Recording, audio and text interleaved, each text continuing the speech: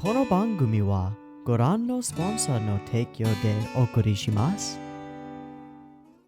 Alrighty, welcome everyone. I'm Teeaboo and I am here for Yorimoi episode 7. Last week's episode of Yorimoi took place in Singapore, which I eventually figured out is not Australia, although it took me far longer than I'm proud of. But it's definitely not Australia, and that's why there are things like durian and the giant mer person, whatever, statue that is super symbolic of Singapore, and I'm just stupid. So I missed all of that, but we're going to Australia this time, so I was kind of right. I wasn't right at all. I'm sorry. But we spent our time in Singapore, but our focus was not so much on the city of Singapore itself, although there were some landmarks in the background, like the giant floating swimming pool, which apparently exists, and the Merlion, that's what it's called, and other stuff that's Singapore-ian-ish. Yeah. But our focus was instead on a little mishap that we had, a little misplacement of a very, very important object. In this case, it was Hinata's passport. She lost it, or more accurately, put it somewhere and then forgot she had put it somewhere. But our focus on the episode was on Hinata and her response to this loss and what it would mean for their expedition, and then the sort of counter responses that occurred mostly from Shirase as she tried to figure out how to deal with this. And it let us dig a lot deeper than maybe I thought we would into Hinata and her particular types of, I don't know, quirks? I still have trouble trying to formulate words to really explain the vibe that I got from her.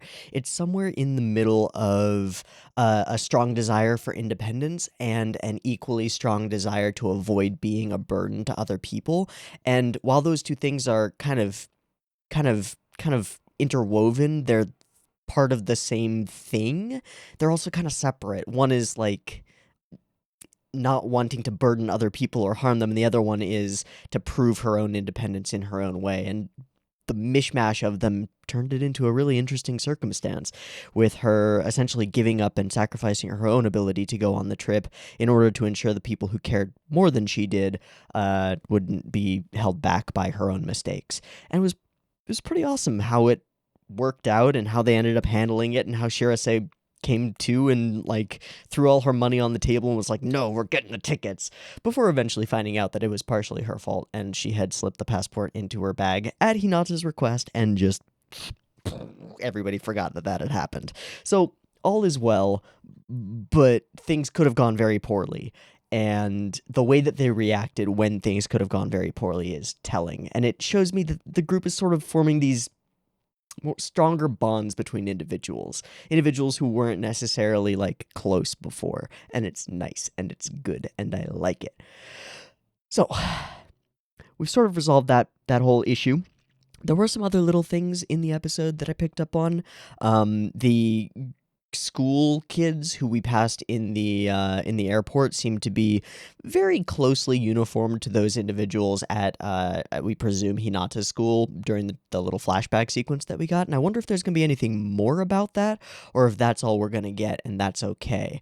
Don't really care, but would be interested to see if we see any more people in bluish suits with like red and white accents, because it's a thing.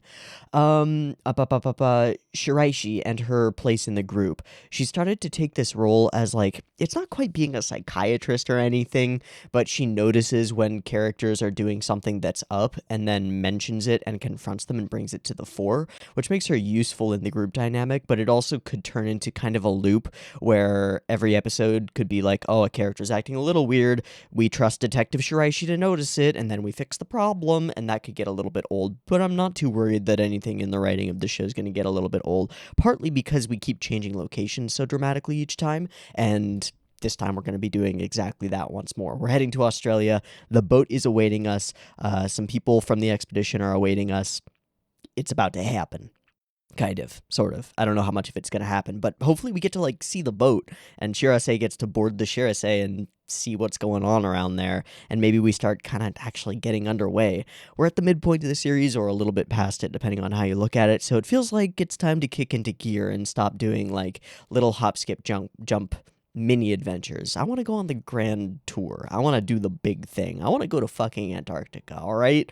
That's what I was promised at the beginning of this show, and I'm getting a little bit antsy. I want Antarctica. I want cold. I want penguins. I don't know. I want it. I just want it. So let's see if it gives it to us. I'm sure we won't quite get there today, but maybe we'll head out. I'm hoping we'll head out. In any case, that was a lot. Let's get into the episode. I've got episode 7 of Sorayori Motoi Basho, Yorimoi, a place further than the universe, whatever the fuck you want to call it. I've got it up and ready to go. It is sitting at 0 seconds. There will be 2 versions of this reaction. You can find a picture-in-picture version with the video up there, linked in the description, and a timer-based version up on YouTube. If you would like to do a syncy thing and sync up your own copy of this episode with the timer-based version, you could do that. Just get your copy ready because the beep beep timer to count you down will be coming at you now. Hello, boat. I can see the first frame, so I see a boat. Okay. Shutters. Press conference. Press conference.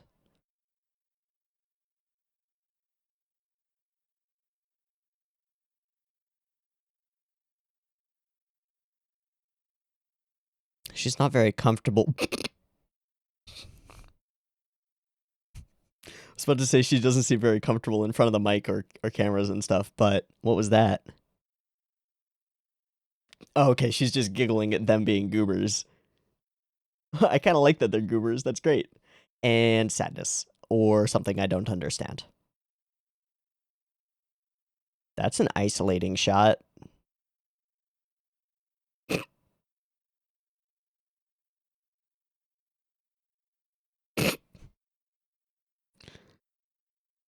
I totally didn't expect that. I kind of expected them to be sort of hard asses about it. But they're old friends, and they've been doing this for a while. Okay, that whole sequence gives us a lot of information. I forget purple hair girl's woman's name, though. I'm gonna make a note so that I can just fill it in. Right, purple hair girl equals, and then I can just fill it in.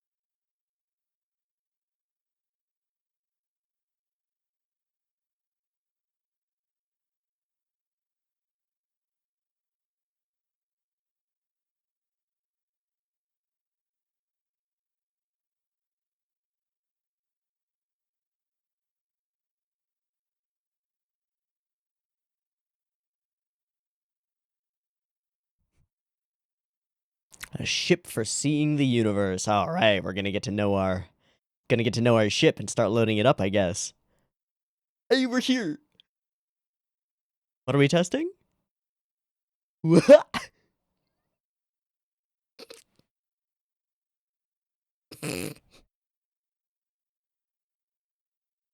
Oh, it's no longer called the Shira essay.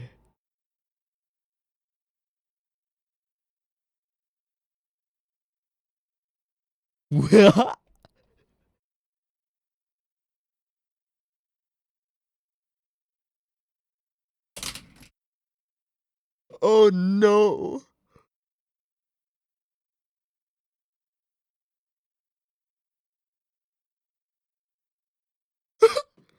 It's so sad.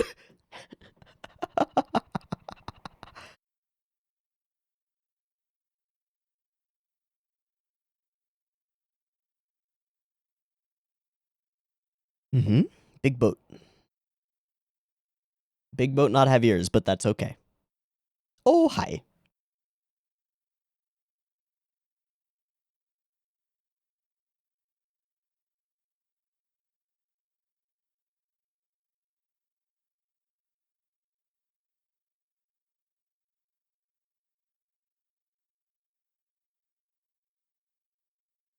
Hmm.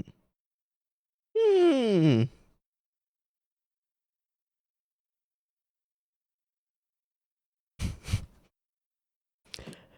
I mean, have you ever roomed with people? There are always fights.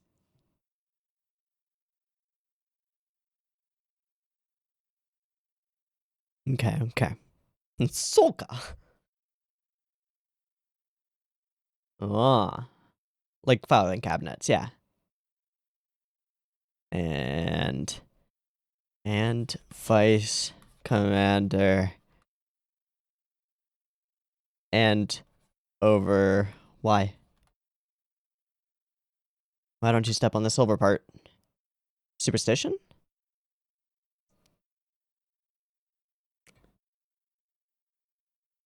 What is? She found a penguin.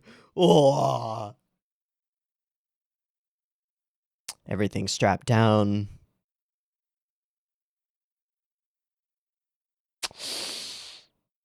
Some people go this way, and some people go that way, and some people go both ways.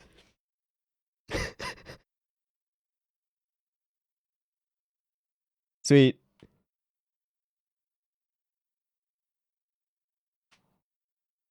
So this is probably going to be our living space for the rest of the series, right? Hmm.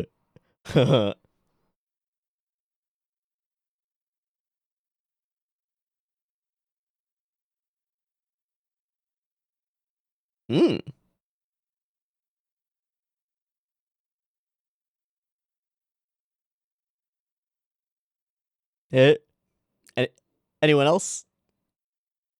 Anyone else?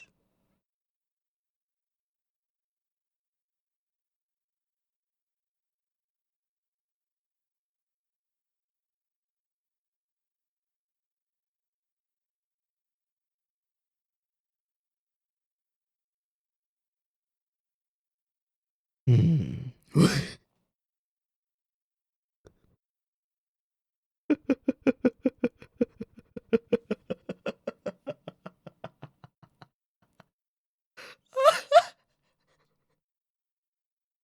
I don't think that's ever gonna get old. I just do not. Todo. Alright, I can write that down in the place.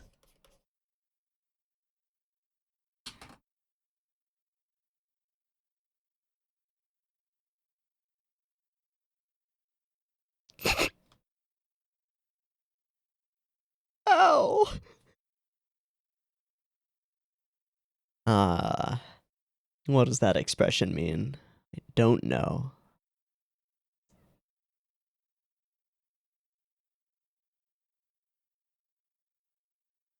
She is, and you are way the opposite.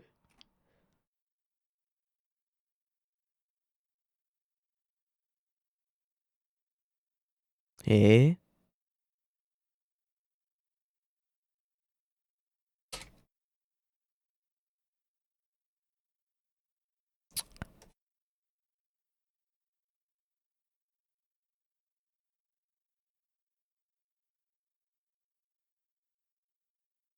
Looking for clues left behind.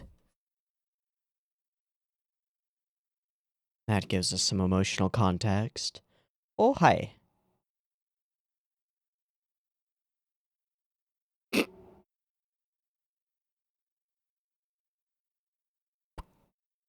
Flip your tag to red when off the vessel so you can keep track of who's on board. That's smart.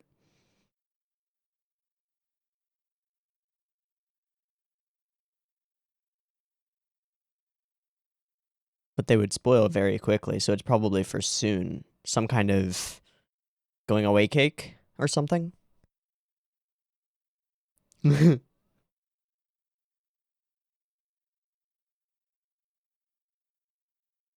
Yeah, you gonna give us a deal?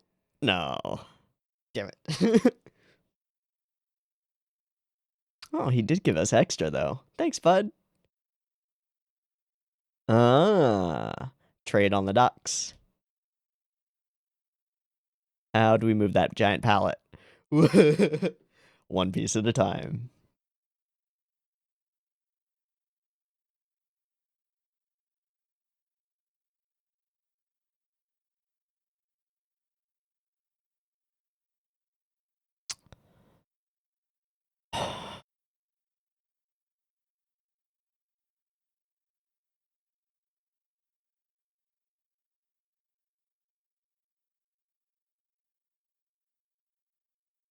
No, something feels a little bit weird.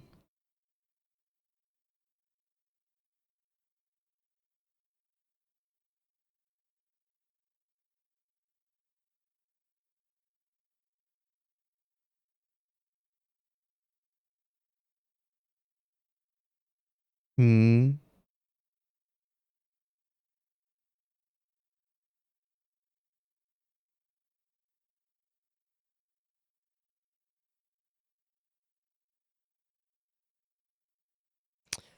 Oh, is it really possible? Holy shit. Just tell it to us straight. Come on. These are our dreams riding on this shit.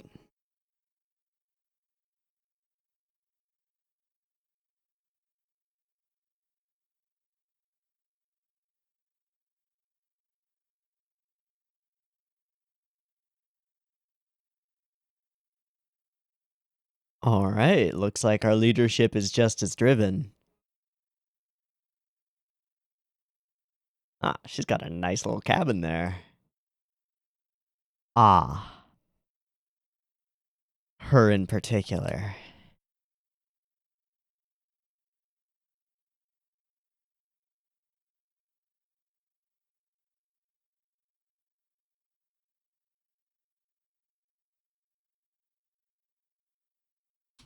Yep, it's a land of obstacles. But, and this build in the background.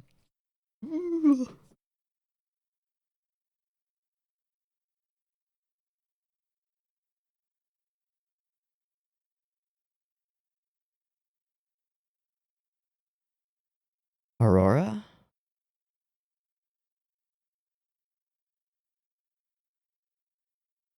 Hmm. Okay.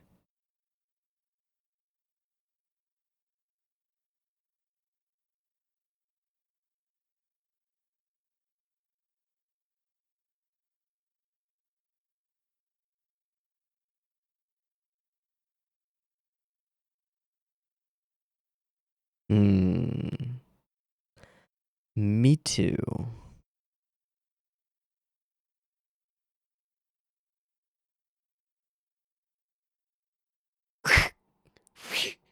What? Alright, that's two.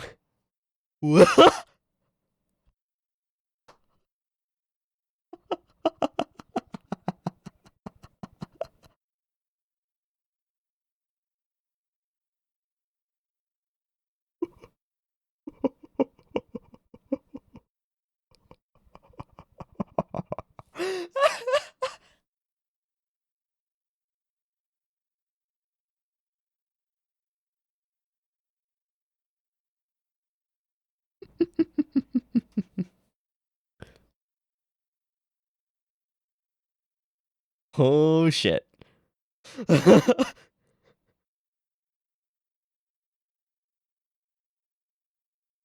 Alright, so there are doubts even amongst the staff.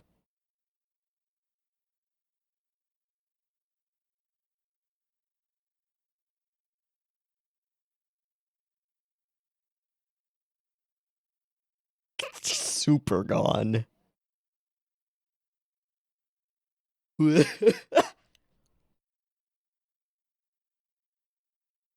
like her. I don't know why. I kind of like her haircut.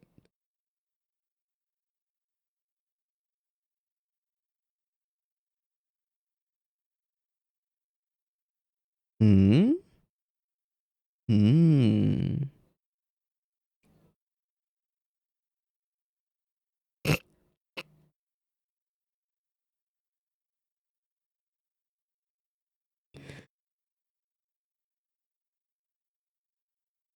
Thank God she's that drunk.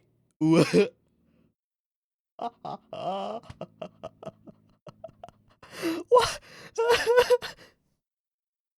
that little movement of the text, that was great. Hmm. Wait, is that?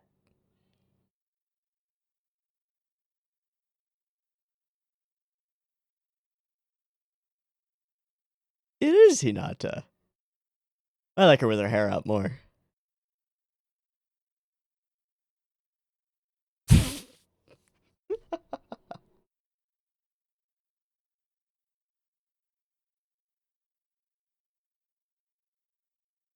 Not anymore. Oh. Oh, something we couldn't see in the light. Yeah. Maybe her mom's stars. Maybe.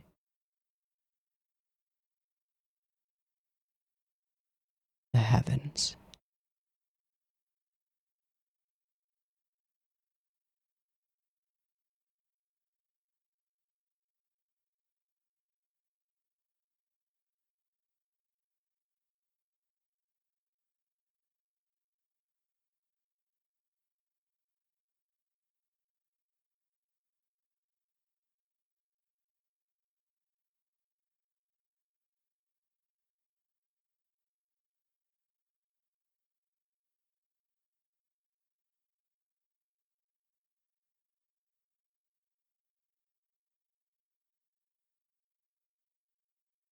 All right. I was waiting for this conversation.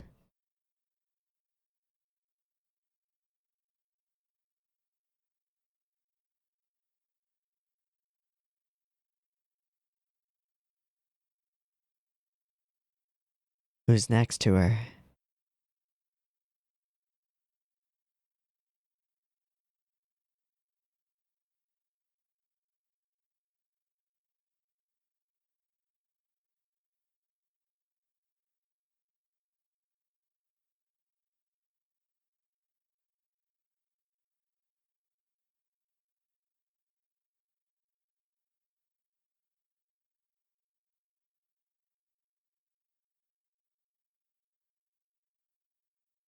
Oh.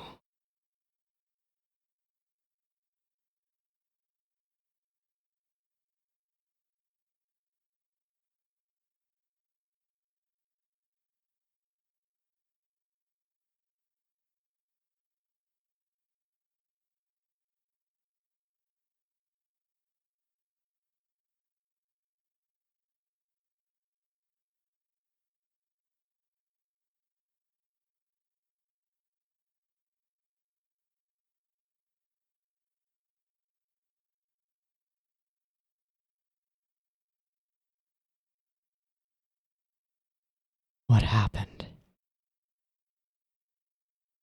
Oh. She just disappeared into the snow.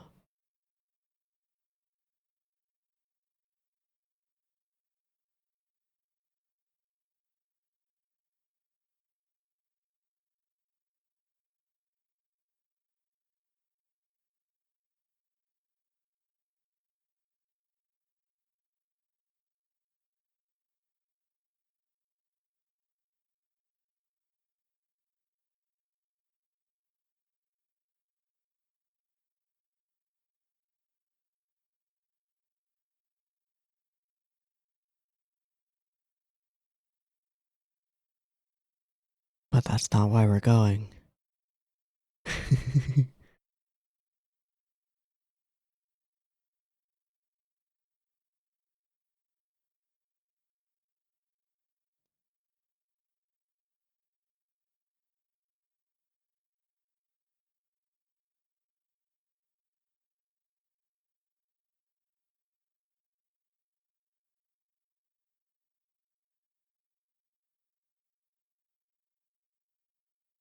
In the same location.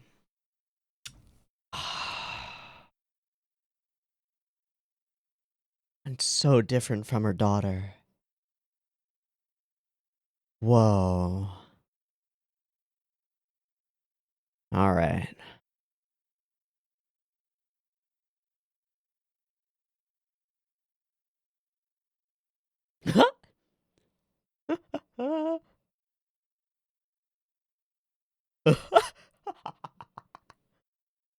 Off.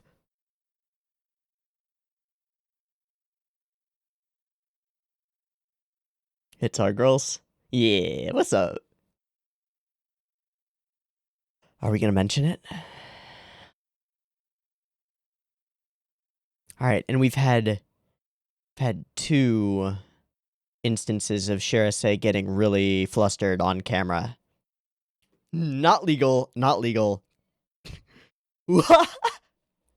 Oh, poor guy. Just teach you takoyaki.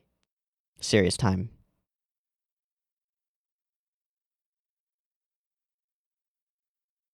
And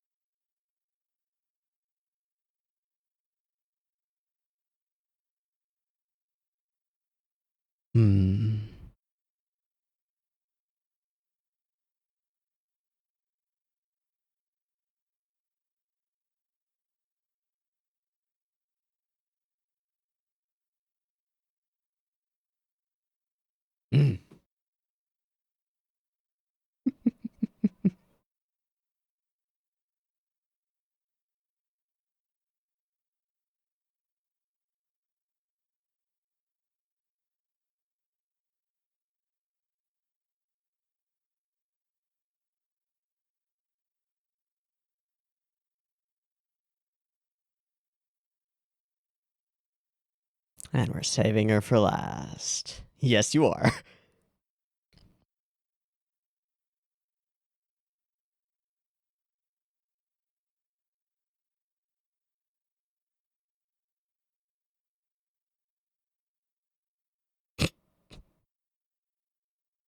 Ah, I kind of expected a reaction shot of the crowd. No, just her. You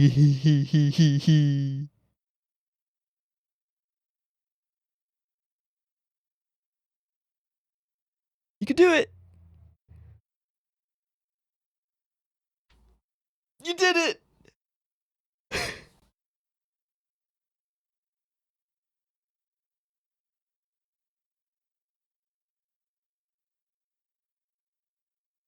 Ah!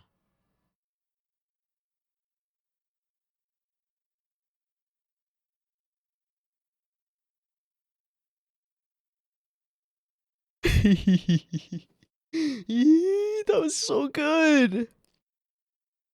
Are we? Is that the end of the episode? Yep. That was so good. In a very different way than like any episode that we've had so far.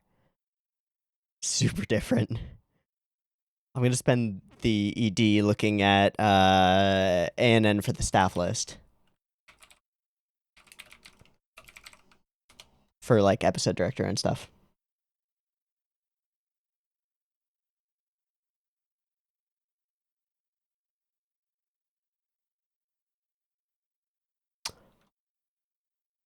This one was Mamoru Kanbei? He did episode 4. And I was surprised then. For storyboard, I should be clear. And then Tomoya Kitagawa as episode director. Okay.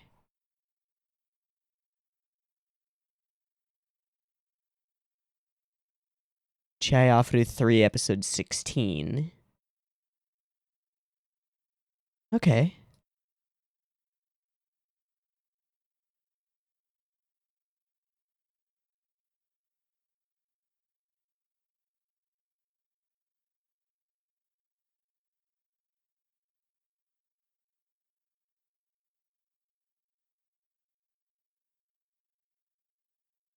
Alright, what's our stinger thing gonna be?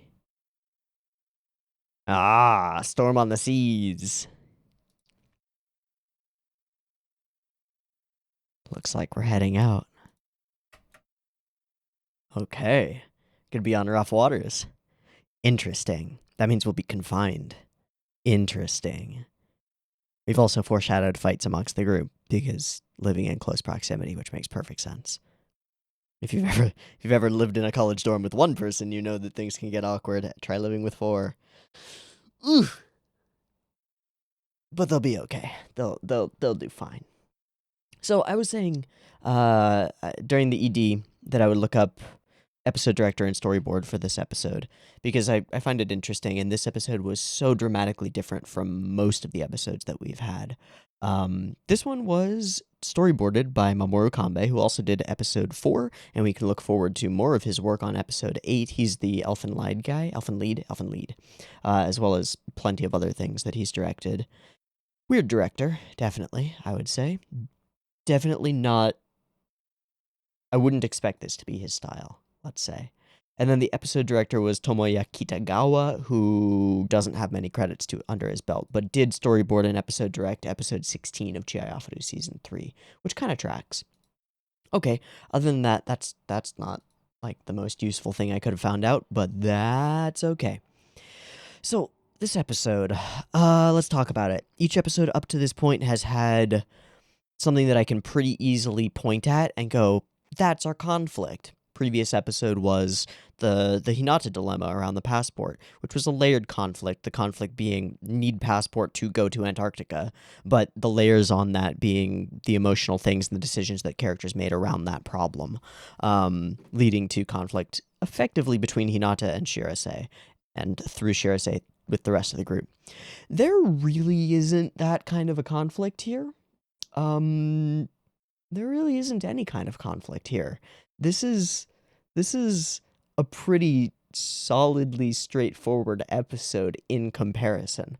I'd say the closest thing to a conflict is this sort of nebulous worry that we can't really put a finger on that is, oh, can we actually go? There seems to be something wrong on deck, something people are iffy about their chances, and that makes our girls a little bit iffy about their chances. You know, they put all their trust into this expedition, and if the expedition seems like it's failing, they're gonna try and find out.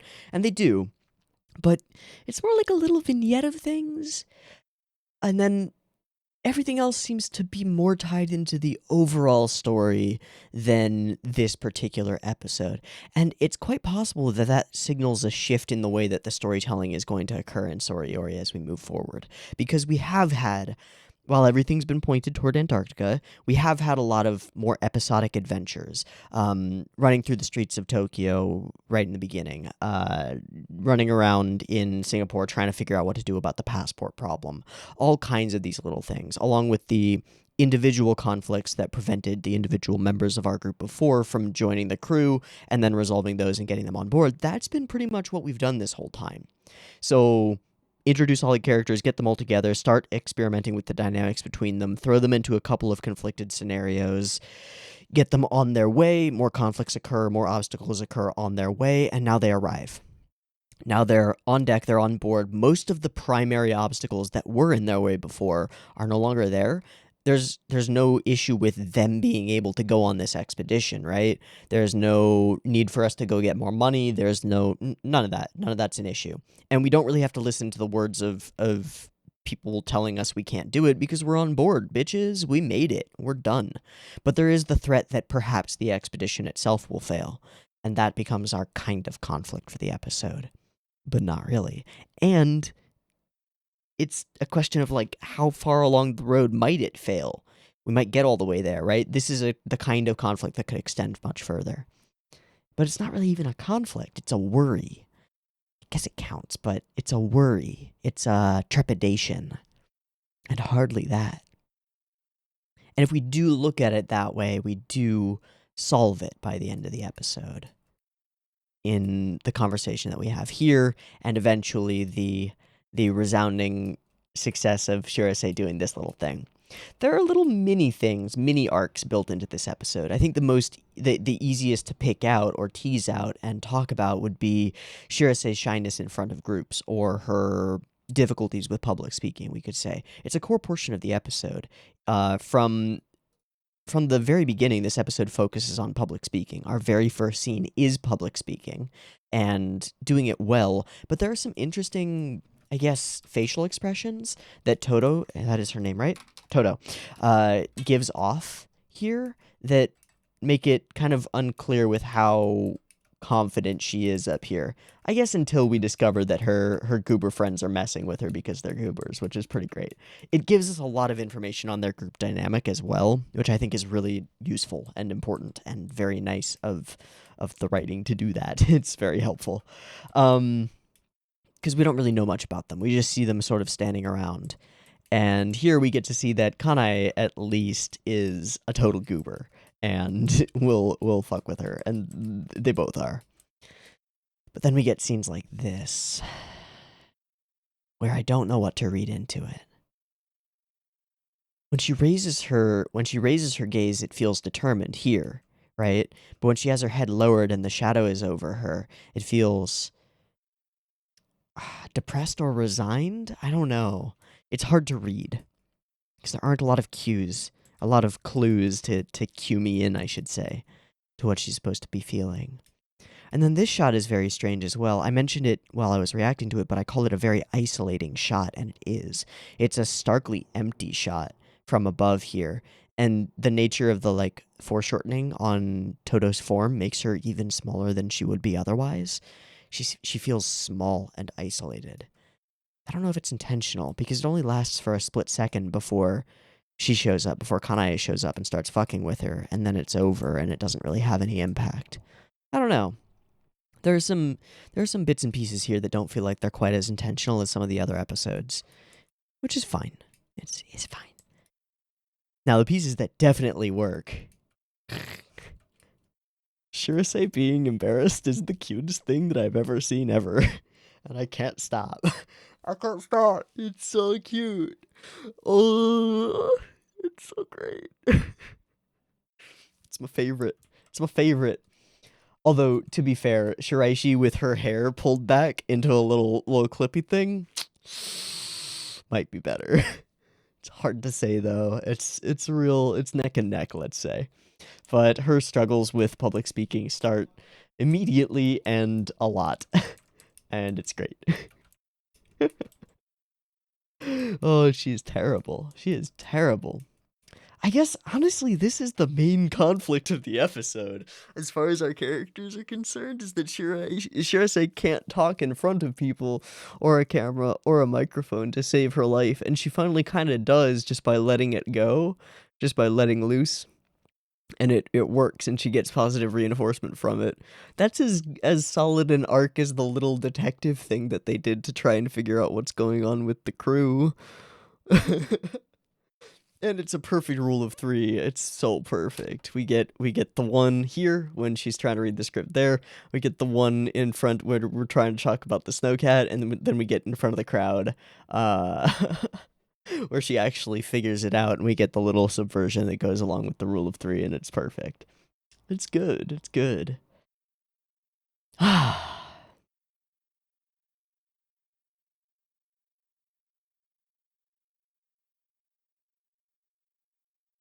lot of time in this episode focused on little things, on stuff like the straps across the laptops, the fact that the cabinets are all locked so that they don't spill in heavy water or heavy turbulence, I guess. The not stepping on the silver thing, but I don't know why we don't step on the silver thing. Just not sure.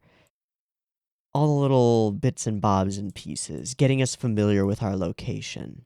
And this makes sense given that we're probably going to be spending the rest of the show on this location, at least until we can actually sleep on station. We're probably going to be sleeping in this boat for a while, and maybe even after that, and then on the way back. So, and we did see the boat in the background frequently during the OP. It's there a lot of the time. So it'll be kind of a base of operations. So it's important that we get to know what it feels like to be on it and what is around them. Get them familiar with it. Get us familiar with it. It's good. And then there are just the cute and goofies, like this moment where none of them know which way they should be going or where they came from, literally all pointing in different directions. Fuck. Awesome. Excellent. And we made it. We're outside. Shiraishi's afraid of heights, though. They've really done a lot of work to make the textures of this boat feel not quite real, but close enough. You know, the way that the light and the paint is over these barrels, the reflections and lighting on all the objects and stuff. It's really good. It's a lot of effort it put into it, and making this feel like a big looming thing. This boat, this ship that we're calling home, and I think they did a really good job. Snowcat also looks really good. It's more obviously a 3D model, I think, but it still looks really good. Very detailed. And a script, please? Yeah, as soon as she says it, everybody kind of just pops out from behind her like, are you crazy? Come on, we know how this goes. All right, wait, what does he say? He says something weird. Yeah, that thing's a fossil. So are they talking about the snowcat? They must be talking about the snowcat. Because he would say this thing's the fossil if he was talking about the boat. Yeah, but again, Shiraishi is showing that she has very high passive perception and is picking up on lots of little bits and bobs. I don't know why we focus on this. Is it because the sheet is like half empty? I don't know. But she's picking up on it. Regardless, we don't get enough time to really focus on it because we jump back to the Goofies, and they are wonderfully cute and goofy. She's the best. And then the contrast with a pro, absolutely. She's actually the best. I didn't see what was on the sheet that she had. Oh, old and busted. Oh, did she take that off of some piece of equipment? Probably. And then it gets stuck in her hair. Oh. I will say that one of my favorite things in the show so far, at least in this episode, it was particularly noticeable, is having characters in the background or somewhere on the outskirts of the frame doing something goofy. In this case, we have Shirise trying to pull the taped on thing out off of her head, and there's a little story that goes on in it where she tries to pull it off and tries to pull it off, and eventually a hair comes with it, and it's like, oh, ow. Kind of diverts our attention from what's going on in the main thing, but it keeps us feeling like there's activity going. You know, this whole sequence is very sweet. It's lovely. Oh. But it's also that she's being watched by Toto. There are all these little intricate things going on at the same time. While this episode doesn't have like a standardized cohesive story where we can go, oh, here's our introduction of conflict, here's our resolution, and all the stuff in between, great. It doesn't really have that. It doesn't function like the normal episodes of Sorayori up to this point, but it does function. It's really fun. It flows super well. The goofy bits and the more dramatic bits offset each other in a way that they like, it's not roller coastery or whiplashy, but they jump from one to the other in order to keep you engaged and prevent one from taking over the flow of the episode. So it doesn't feel like a comedy episode because there are important things that we have to do as well. And those important things don't feel like they get in the way of our goobers going off and having fun exploring this ship that they're seeing for the first time. Because when we have a moment that's more serious, like this one, we kind of jump from it to gooberness, to the goofy stuff, and just undercut it, and it's great. It works perfectly. All right. Then we drop this little bombshell. Take care of that room. It's the same one your mother used. Ooh. Okay, but we can't find it because it can only be revealed in the dark.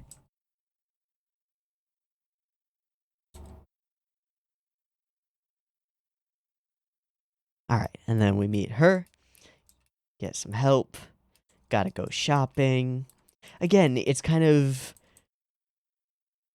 it's that same kind of idea of scenes interrupting other scenes, right? This search for some clue from her mother is important and dramatic and will probably lead to some kind of a dramatic moment for Shirise, right? Even before we've seen it. We know that it will, but this search could go on for a long time. We know how obsessive she is. We know how focused she can be, how driven when she wants to find something. She could be poring over this room, every nook and cranny, over and over and over again. The way that maybe you've experienced when, like, you know you misplaced something in your mess of a room and you're like looking for it, but you don't know where it is, but you know it's here, and you keep turning over the same objects over and over. I don't know, maybe that's stupid, but I do that. But that's possible. Instead, what do? Well, the show interrupts that. It doesn't give her the chance to do so. in the moment where they start like, I don't know if we can find anything, boom, interruption, take your mind off it, go somewhere else, get on with the story, let's go shopping, boom, we're there, we're shopping, we're doing it, awesome. You know?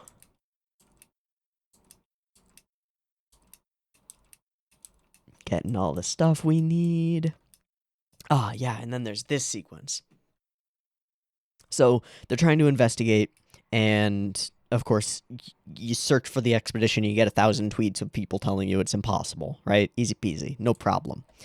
One particular thing that I like about this sequence is the cuts in between lines. Not enough funds, boom. Not enough people, boom. Planet itself is reckless, boom. But these are all familiar arguments, except for this one. We didn't really know about this one, I don't think. I didn't. If I just forgot it, that's fine. That sounds like me. But I didn't know that their expedition was viewed as superfluous because there's already another facility that has been set up and another ship. That they're using all this old tech because it's obsolete, because it's been replaced. That's interesting. But it also ends up sparking our genuine concern about the stuff on board and things and stuff. Yep. Antarctica's not going anywhere. Nope, tell it to us straight. Okay. No, it's a little bit later. Yeah, alright. So it starts kind of here when she switches from laying out like the admitting problems. Yes, there are all these problems facing us. And then she switches with the demo, with the butt, to a different tack, and the music kind of kicks in. I think.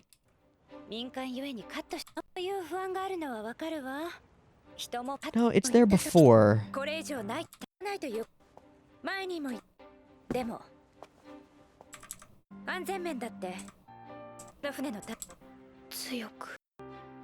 I don't know. I really like the track that they build up in the background of this whole sequence as these characters are preparing. That kind of puts us at ease. Like, yeah, they're pretty fucking determined.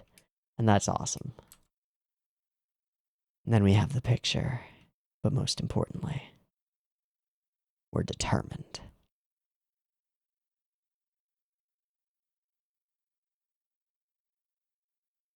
Hmm.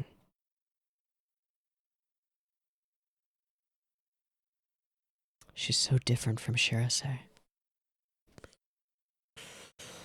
But you can tell that she was their heart.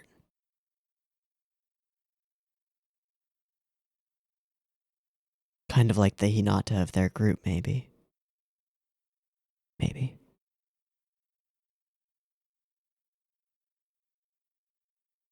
Why they stripped the men down to their underwear, I don't know.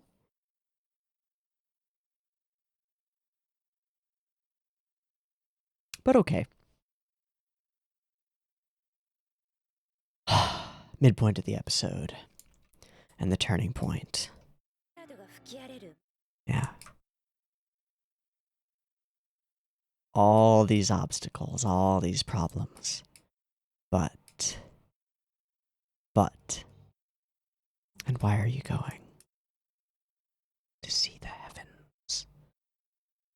It's vague enough that we don't know what she means. Not really. To see the stars? Maybe. To see the aurora? Maybe. But I don't know. How does it tie into the paint on the ceiling? I don't know. She knows what it means. That much is clear. But we don't.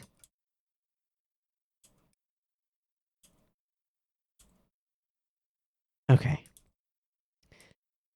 So then we go Super Spy, and one, pouting Shiraishi.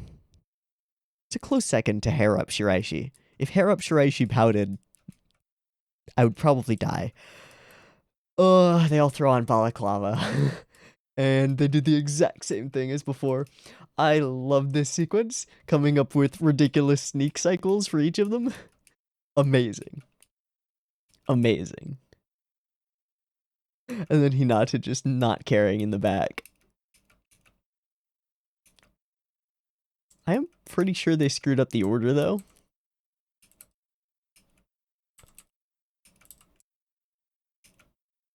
No, okay, Shirase is just bending down really far. Got it. There are these little things like on the side. Do we know this character? Does this character matter? No, not yet. They might in the future. Clearly they're a member, and clearly a member of the previous expedition. But we sit here and we listen to this whole teary-eyed conversation with presumably her boyfriend about leaving. Guess that's normal. And then this trio, which has their own dynamic as we sort of pop in and observe and sneak around and stuff. It's great. Okay, I like her a lot. Her short haircut is really cute. There are a few short haircuts that can do it for me, and that is one of them, especially paired with the Megane, with the glasses. Oof. This last one, hilarious. She is very drunk. But we don't really learn much during this conversation. We almost get caught, and we don't learn much. Incredible secret plan. The Iceman cometh. No.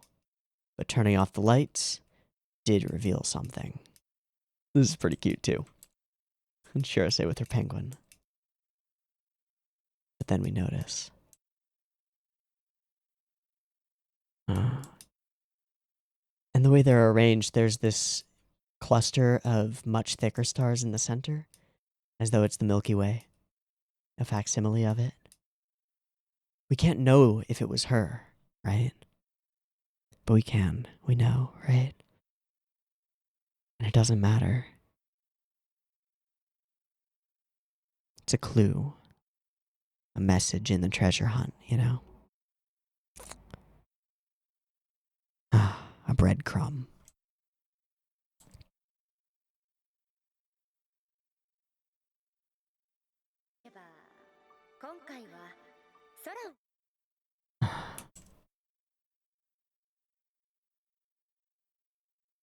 She goes back to the book. This most amazing treasure chest.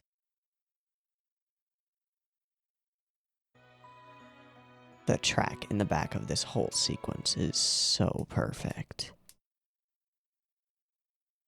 Telescope. And then the confrontation of sorts. A little too gung-ho, maybe.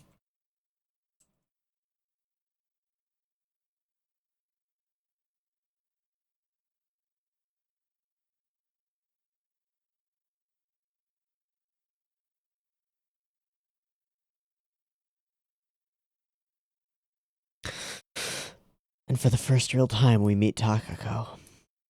Figure out who she is.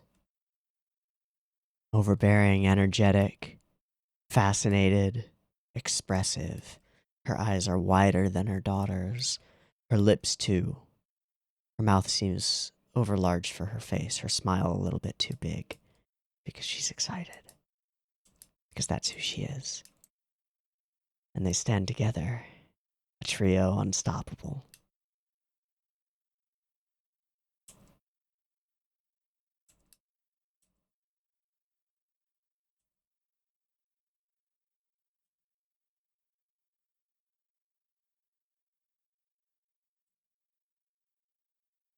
An observatory. Let's go look at the stars.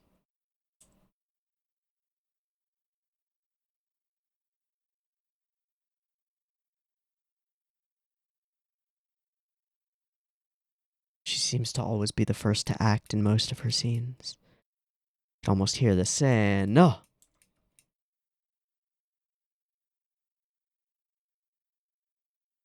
And then the playfulness as they push each other and laugh. It's like a dream. And then again, we do the cruel thing that this show does so well. Jump straight from peak happy to peak not happy. The moment they realized she was gone. And the moment we find out how. Gone, out in the storm, no communications. Visibility minimal. No chance.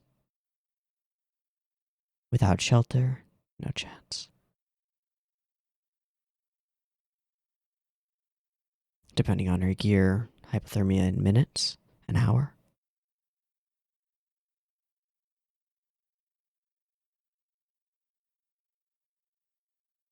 Lose consciousness long before she passed away, frozen under layers of snow. Impossible to find. And their efforts futile. Somewhere out there, out in the endless white expanse.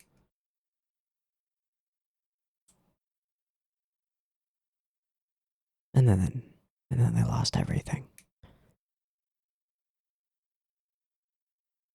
Except for themselves, their drive, their need, their determination. He was at the table with them. Yeah. She was in the picture. So were they. We're all still here, determined, not giving up. And then we see this.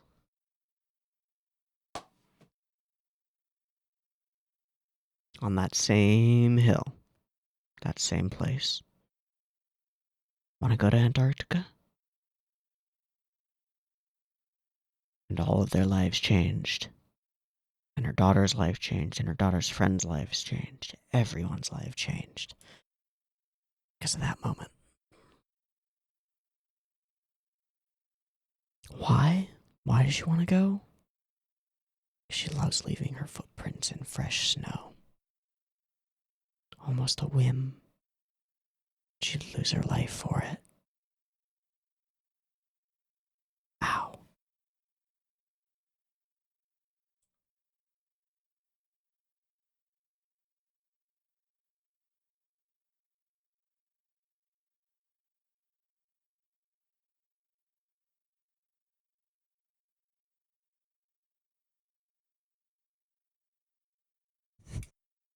Not legal.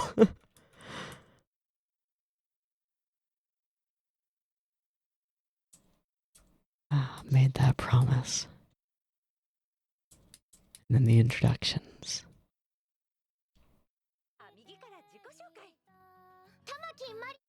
The insert song in the background.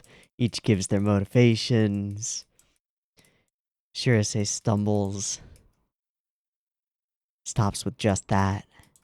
And then explodes once Hinata gives her that little push. It's awesome. It's awesome.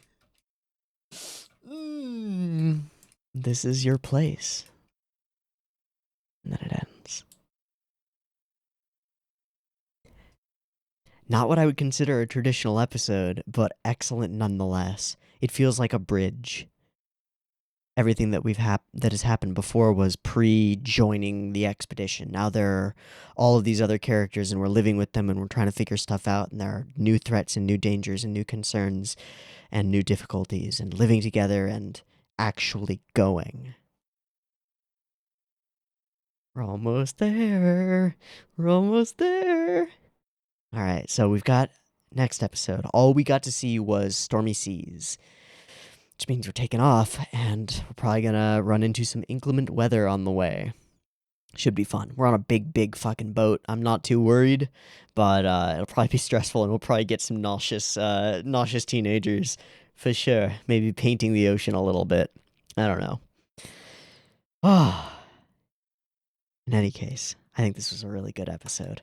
Let me see. Did I write down any timestamps or anything? I don't think I did. No, I did not. Oh yeah, we renamed the boat to the Penguin Manju. That's the thing. And I think that's it. Okay. So, starry nights, rough seas, and an expedition underway. Cool. I like this episode a lot. It's a weird one, but I like it a lot. I think that's a wrap. Me, Teeaboo. This Yorimoi. I hope you've enjoyed it as much as I have, and I hope to catch you next week for episode 8. See you there. Peace.